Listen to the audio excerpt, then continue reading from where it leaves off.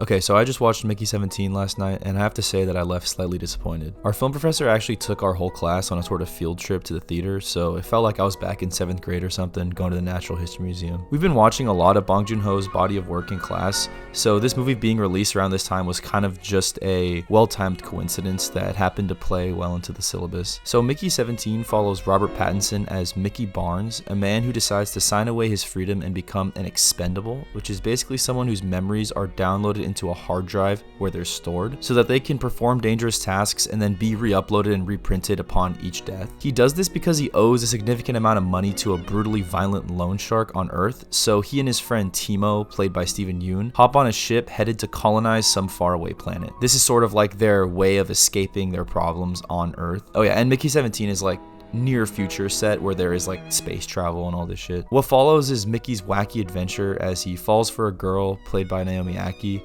becomes a clone after another version of him is printed, making it Mickey 17 and 18, and he tries to stop the evil leader of the colonization project and former US senator from wiping out an alien race native to the foreign planet that actually saved him from near certain death. There's a lot to unpack with this film, and I'll start by saying that I honestly liked it more than I disliked it. The strong aspects of it shine bright, and even though I didn't love it through and through, I'm still happy to see Bong Joon-ho creatively behind a project of this magnitude and budget. This video won't have a very rigid structure to it, I just like to say first and foremost, and I think I'll just give some of my initial thoughts and reactions to the movie. But yeah, to start this discussion off, I thought the entire first act of the film felt a bit weak. It was necessary to set up the context of the very first scene that we see, which is Mickey stuck in the ice cavern as he is slowly freezing to death. And this is what I alluded to earlier, like when the film chronologically gets back to this point is right when the creepers sort of save him from this predicament. Oh yeah, the aliens are called creepers. But my main issue with all of this setup on Earth is just that it takes a while to get to the point in the film where there are two Mickeys,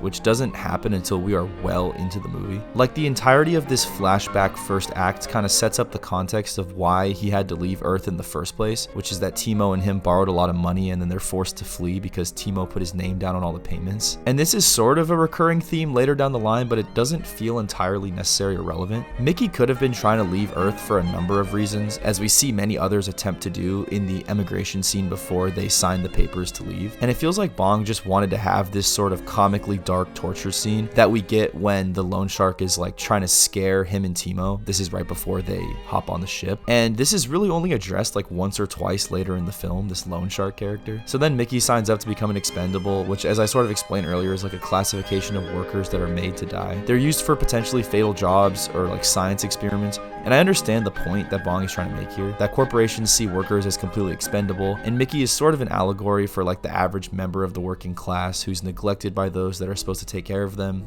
and look out for them vis-a-vis healthcare, workers' comp, a living minimum wage, etc. But it just feels so on the nose. Like, other than the fact that it's in space, it doesn't even really feel like a metaphor or satire. It's just Bong straight up telling us that like this is bad in the most literal terms possible. But anyways, Mickey meets Nasha, who's his main love interest, and they have themselves a jolly old time for a while. At the same time, we are introduced to the antagonist, Kenneth Marshall, who's played by Mark Ruffalo, and he's like this evil leader slash senator that I kind of mentioned earlier, as well as his wife, who's played by Toni Collette. And they represent like these sort of hyper-realistic caricatures of right-wing extremists slash neo-Nazis. Like, I remember there's a scene where Mark Ruffalo specifically talks about like creating a pure race, you know, on this new planet and all of this sort of rhetoric. But yeah, I mean, they both play their roles fantastically. I love Mark Ruffalo, to be honest, and Toni Collette is amazing as always, but I can't help but feel like Ruffalo's character is nothing more than a cheap Trump impression through and through. I genuinely swear there's a scene near the end where he's riding out atop a rover to meet with the leader of the Creepers, and he just straight up does the Trump voice. I thought I was tweaking for a second, like maybe I was only hearing what I wanted to or something, because, you know, I'd already been sitting in the theater for a while and I wasn't the happiest with what I'd seen. But I asked my homie about it after the movie, and he knew exactly which part I was talking about. I know that they're intended to be comical villains and that the audience is supposed to laugh at their expense, but the writing makes it come off like it isn't even satire, and instead the idea was just, what if Mark Ruffalo was Trump in space, and then maybe let's sprinkle in a flair of like technocratic Elon Muskiness to spice things up. Don't get me wrong, there are plenty of funny scenes involving these two, but the whole time it's almost like you're trying not to roll your eyes because the parody is so obvious. And maybe this was Bong's intention with the characters. If it was, I guess he did a fantastic job, but I just personally felt like it took away a bit from his crafting of the story as metaphor and social commentary. Now the ball really gets rolling once the second Mickey is introduced into the plot. I think this is like maybe halfway through the movie, I can't really remember. But this is where it feels like the movie really finds its footing. This idea of multiples, quote unquote, is introduced, and we get this cool flashback scene where we learn about the first guy who cloned himself and how one of his clones was like a serial killer. And then we get the court case that follows that and this whole sort of debacle around that concept as a legal gray area. So with that background set up, we're introduced to this new Mickey, Mickey 18,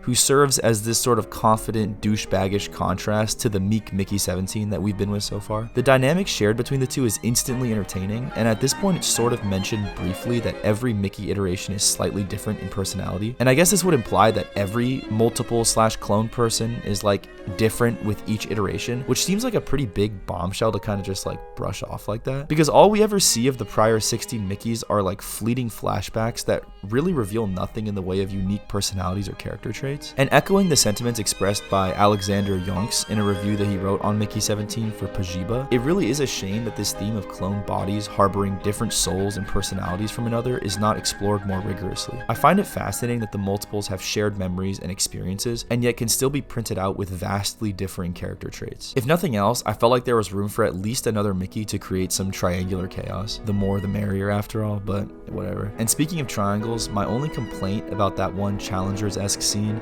I'm sure you've all seen it on Twitter or some shit, was that it didn't expand to encompass Kai. A four-way attempt at love in a small bed aboard a spaceship in which one half of the involved parties are different versions of the same guy just sounds awesome and sexy and hilarious. Again, I say the more the merrier. I thought the end was climactic and did a well enough job of wrapping up the story. I think it was obvious that Mickey 18 was going to hit a sacrificial suicide bombing on Senator Marshall, but that's fine, it was still a wicked explosion. I love the added detail of the aliens' sonic threat being a bluff, because earlier when Mickey was communicating to them through like this translator, they were saying that like their screech could, you know, blast their eardrums and their eyes, but in reality it's just like a fucking flourish, which I think is actually more realistic to nature and just the way things are than if they were actually just these super powerful creatures that have this like earth-shattering fucking sonic wave. But yeah, the end sees both human and alien living side by side, caring for one another in a sort of eternal repayment for the kindness that they showed Mickey earlier when they saved him from certain death. Oh, and I adore that final shot of the scientists caring for the baby creepers. It just warms my soul. Moving on, the last scene I'd like to talk about also comes near the end, and it's this sort of nightmarish dream scenario that Mickey imagines